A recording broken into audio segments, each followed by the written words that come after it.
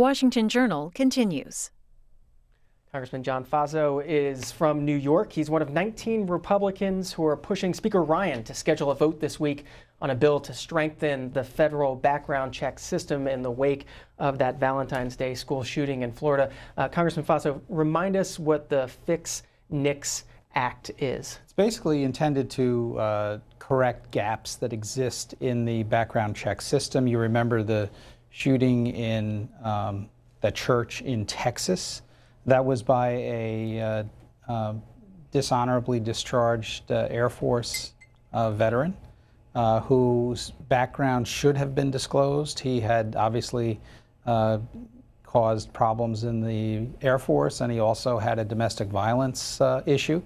And this was never disclosed in the background check. It was never provided to the background check system, and it should have been. So part of Fix NICS is to encourage states to provide information. Some states are very good with it, other states are not, but also to force federal agencies like the Defense Department and the military branches to report personnel who clearly should not have been able to purchase a firearm. So it would strengthen the background check system. Would it expand it, though? Would it cover things like purchases at gun shows, which have been so much of a concern? No, it doesn't do that. But what it does do is keep in mind the existing background check system was greatly expanded to include mental health a number of years ago, and that has resulted in close to 200,000 people being denied a purchase of a firearm because of a mental health issue. And so much of what that system is today is working fine, but there are clear gaps. One of the obvious gaps that I see in relation to the shooting on Valentine's Day down in Florida was this young man had multiple times, some say over 30 occasions, where police were called to his home because of violence or other threatening issues. And yet the fact that this young individual, that had never been adjudicated, meant that it was never reported. Now we have to, protecting people's personal liberty and due process, we have to figure out a way in which someone who presents a multiple and continued threat in his school, he had violent incidents in his school, there were incidents where police were called to his home, where relatives called police to his home because of things he was doing. This type of individual not only shouldn't have been able to buy a firearm, he shouldn't have been able to buy a BB gun. And so we have to figure out a way that, again, protecting individual rights and due process, where certain people, particularly people that clearly are disturbed and troubled, as this young man was, where those people are also flagged as not being eligible to purchase a firearm. Explain the legislative ins and outs here, because wasn't the Fix NICS Act passed by the House in December? Yeah, the House passed it. It was contained with the concealed carry reciprocity legislation, which many on the left oppose. I have supported that legislation, the concealed carry. I represent a district where many sportsmen and firearms owners are troubled by the fact that they could run afoul of the law simply by crossing a state line. They would still have to obey the laws within those states, but the mere possession, if they have legal authority to carry from their state, the mere possession crossing a state line would not be a crime. So that was contained within, the Fix NICS bill was contained within legislation that contained concealed carry. As far as I'm concerned, because of the situation that we're dealing with today and because of the overwhelming public response, we should, and that's what this letter says that I and Leonard Lance and other Republicans signed to the Speaker, we should move forward and address this particular issue and do it quickly. So it would be a separate standalone vote on this issue? That's correct. Did you get a response from the Speaker? Not yet, but we just got back last night to Washington. Senator Cornyn, I've read in the newspaper, he's the sponsor of this legislation in the Senate. It's a bipartisan bill with Senator Murphy from Connecticut.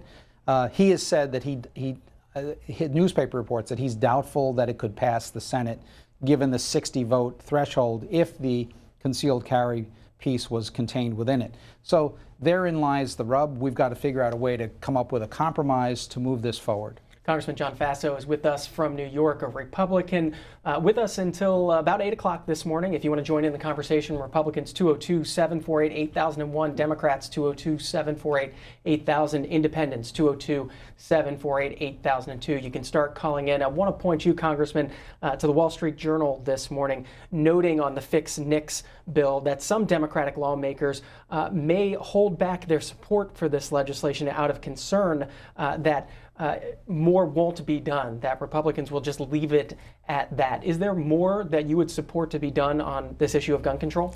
Well, again, I think we have to look at the issue of someone like the shooter down in Florida, who clearly had emotional and other behavioral problems, that he was never adjudicated. It was the police never filed charges against him. It was never adjudicated in a court of law.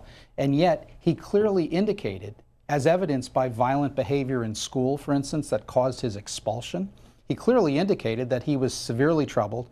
This young man should not have been able to buy a BB gun, much less an AR-15. So the question is, how do you get someone like that, who exhibits multiple behaviors like this, onto a background check system? The other piece that I have said we should consider is move forward and make the age 21 for a semi-automatic firearm. Not talking about a deer rifle or a shotgun. Obviously, you can have semi-automatics there as well. But the fact is that 18, 19, 20-year-old young men in this social media age are often not fully mature enough to handle a firearm with that capability. So I do think that this is something we should look at. I know that there's arguments on both sides of that question, but I think that's something we should seriously explore. Should Congress look at allowing more adults in schools to carry weapons? This is mostly a state issue.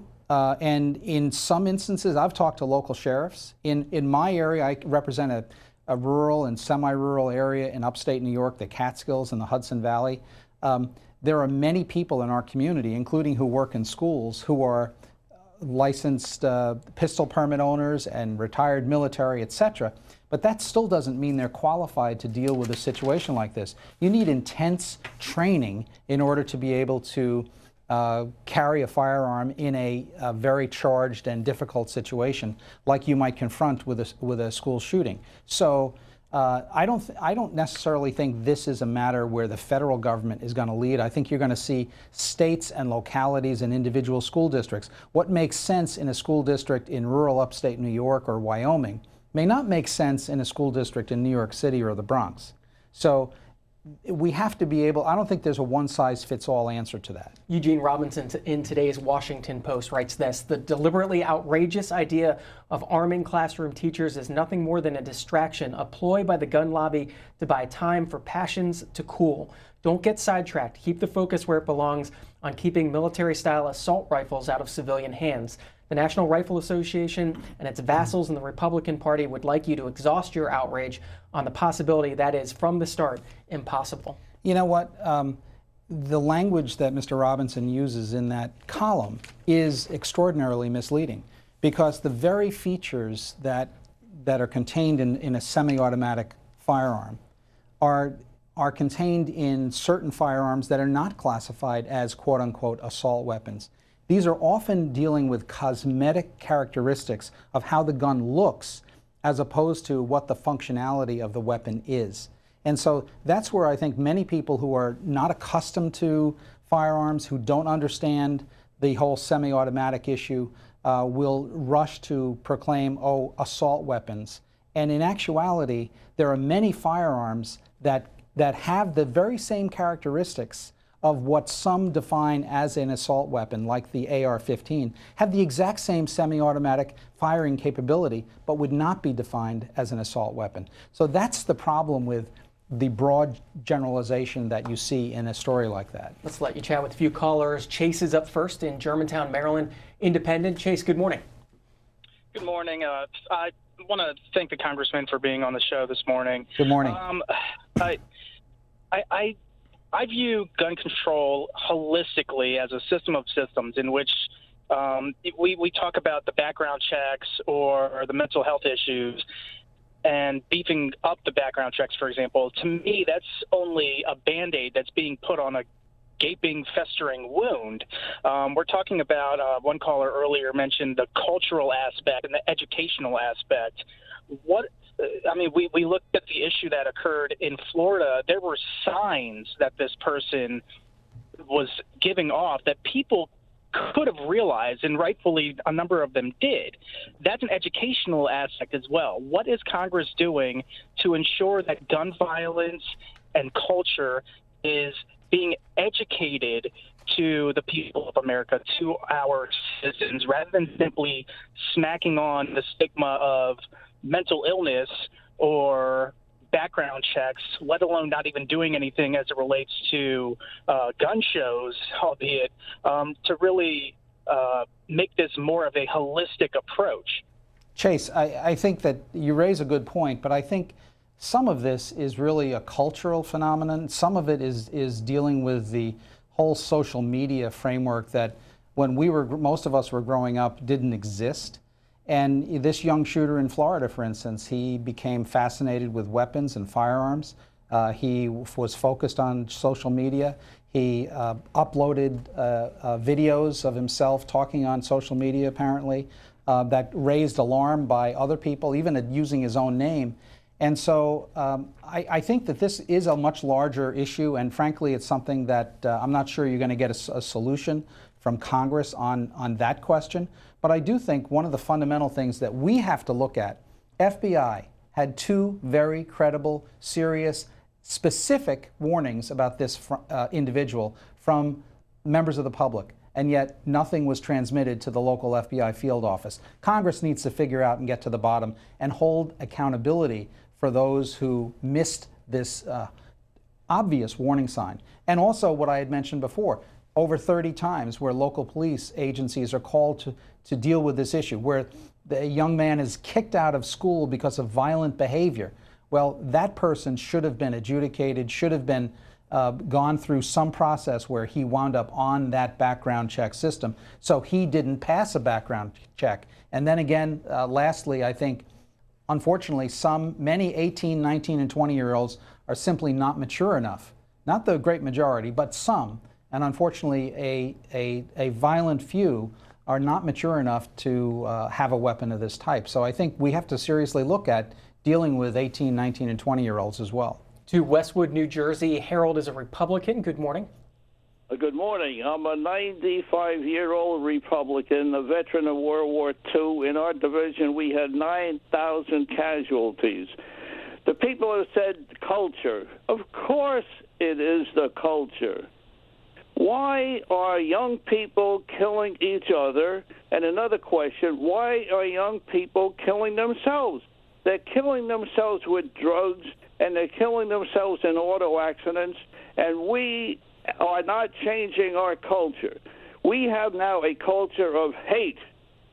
It should be a culture of love. We should return to our founding documents of what those people did. They made great sacrifices to start this country. We do not honor George Washington and our leaders. We do not follow their example. Clearly, what we should do is follow the golden rule. Do unto others. Now, I was in a war that never should have been fought. God has tried to stop every war. God is trying now to stop the war. He's trying. God is love. God's name is love. America, return to the commandments. Congressman. Well, sir, thank you for your service. God bless you. God bless this great country. And thank you for what you just said. I think it's a very profound and meaningful statement. And I do think that we have to go back in our communities, in our schools, and our families in particular, and think about and nurture our children and love them and teach them the golden rule, as you said. Obviously, it's not going to work everywhere. This young man had been adopted. I know that his adoptive mother passed away of the flu, of all things, in this past November. I don't know where the adoptive father was in this process, but clearly this young man was very disconnected from his family and his community and his society, and he was extremely troubled, and the warning signs were all out there. And so the warning signs on this young man were clearly missed on multiple levels and multiple fronts. And so I think people of goodwill on the left and the right, on either side of this whole gun issue, need to focus on how do we avoid situations like this in the future, find the areas where we can find common ground to fix this problem, not sweep it under the rug, but try to fix this problem. And that's what I'm committed to do as a member of Congress. Mary is in Silver Spring, Maryland, a Democrat. Good morning. Good morning. Good morning. Good morning. I agree we need to fix this problem, and I absolutely agree that the little mechanism that turns a gun into a automatic should be on the table right now in Congress. I agree with you. I agree with you. In all the states. Yep. And there's no incident about waiting or fighting about it. Everybody agrees with that. We want that on the table. The second one, absolutely, 21 years old. The third one, this young man, the adoption came later. His natural parents, the natural mother, apparently died and put locks and keys on the refrigerator as the kid was growing up, as we find out today. Troubled kid. Where were our social services? They start at 10, or we start seeing trouble. So the American people, and I certainly am one of them, want some action through the states, whatever the states can do. If they can up the age limit right away, do it. And all the states, all the other folks are going to stand up. The other thing is I like also C-SPAN, but people coming on here, this is not just miss the flags that needed. It isn't a miss the flag. The person who killed in Texas, that was a clearly dereliction of duty for the Air Force for not reporting that. All of these people that policemen down in Broward County, all of them should be charged, including that police chief for dereliction of duty on the deputy part of it. Congressman, give you a chance to respond. Well, I'm not sure that there was a question there, but I do think, I think this lady and this caller and other callers are beseeching their governmental leaders to fix what we can do and to change laws where necessary and fix the gaps in this system. And I think one of the first tasks for Congress is to get to the bottom of how the FBI reporting system, and I realize they get about 2,000 calls a day. So is the system overwhelmed? Do they not have the capacity to deal with this number of calls, et cetera? Those are the questions that I think we need answers to. But I think we all have to in our own communities. I'm encouraged our local school districts, and I see this happening all over the country, are meeting with parents, administrators, teachers, local law enforcement to talk about what they can do to better improve school safety in our communities. And that's happening in my district, in the Hudson Valley and Catskills, and I know it's happening all around the country. A headline and a letter to the editor from the Daily Gazette, paper in your neck of New York. First, the headline, NRA donates to Faso and Stefanik. Faso took $7,950. That's during the 2016 election.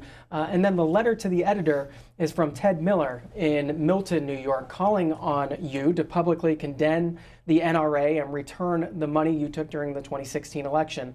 Only through the repudiation of the gun lobby can we have a chance of ending the terror it is complicit in inflicting, he wrote in his letter to the editor. What would your response be to him? That's just a political smear. I mean, the National Rifle Association is a membership organization first and foremost, and there's an enormous number of members, thousands of members in my district, and these are law-abiding people who follow the law, who are very into safety and safe handling of firearms, and to suggest that somehow a couple of $1,000s in a campaign that costs millions is a determining factor on one's position is really just an outlandish smear. So the fact is that the National Rifle Association, they are strong in districts around the country because they have thousands of grassroots members in districts around the country who routinely work for our police departments, for our fire companies, for our local emergency responders. They are deeply enmeshed in our community, And to smear all of those people and to say that they somehow don't care about the school shooting and other incidents of violence is just really an outright lie. Let's go back to New York, Springfield Gardens, New York. Richard, Independent, go ahead. Good morning. How you guys? Doing well. Good morning. Listen, my comment is, why you guys keep politicizing everything? A gun is not a Republican gun or a Democrat. It turns into a Republican gun once you pick it up. A bullet don't have no party line on it. It's a full jacket or whatever kind of ammunition you have. Why don't you guys just do something about guns? You sold your soul to the devil, and now we talking about putting walls on Mexico, down on the Mexican border to keep people out, and now we got to put walls within the United States to protect citizens from each other. Congressman.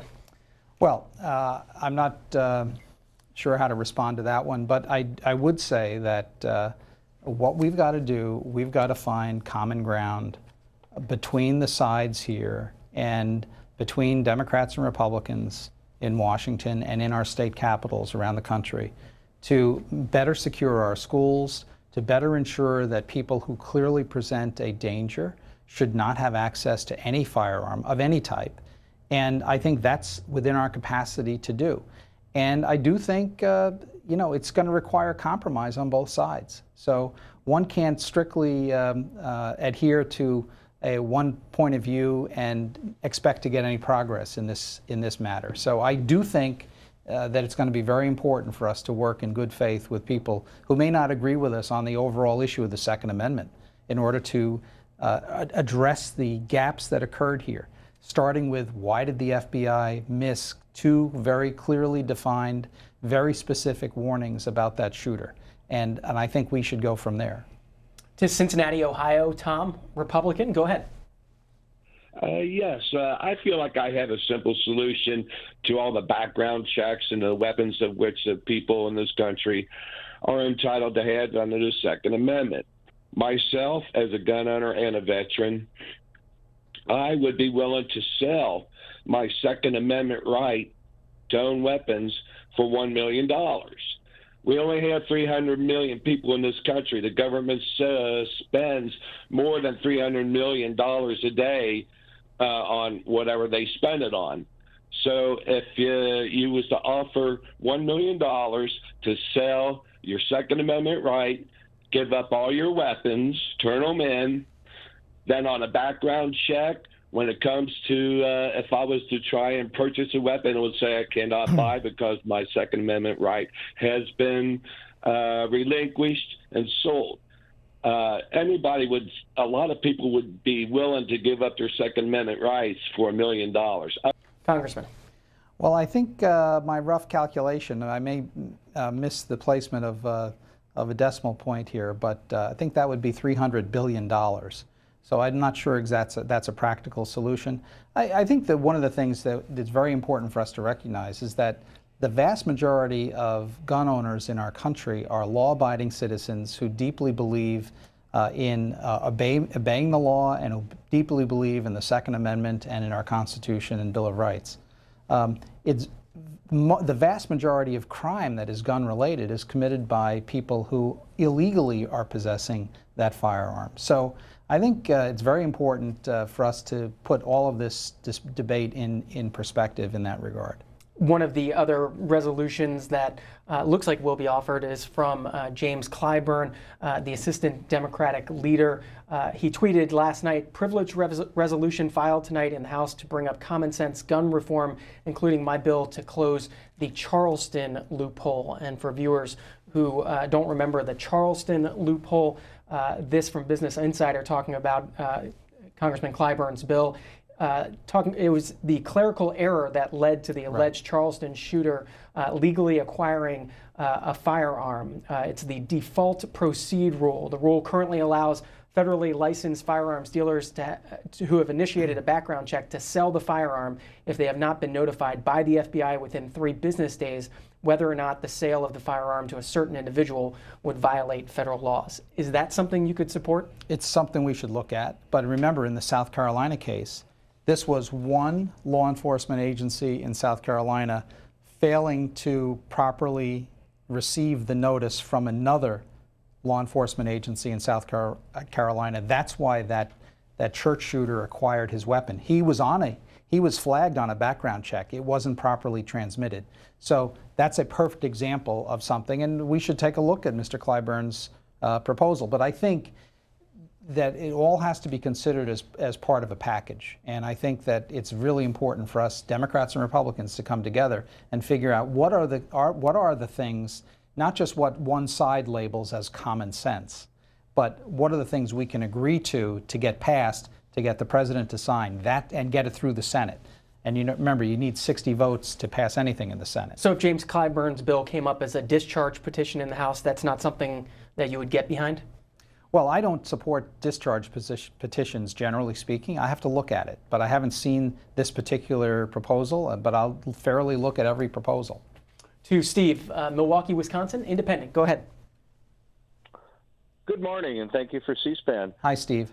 You know, we've had a lot of discussion about why things have fallen through the crack with this Broward County, and there seems to be a growing amount of information that is saying that some of the criminal activity in the reporting has been racially based or biased, and this Nicholas Cruz, Trayvon Martin, I'm not making this up. I'm not coming from anywhere other than to say what's going on with the reporting of crimes by the mainstream media, by certain law enforcement agencies, that would then allow this particular individual, 30-some times contacted, reported on Facebook, whatever, the month before, to be totally ignored because they're trying to skew statistics.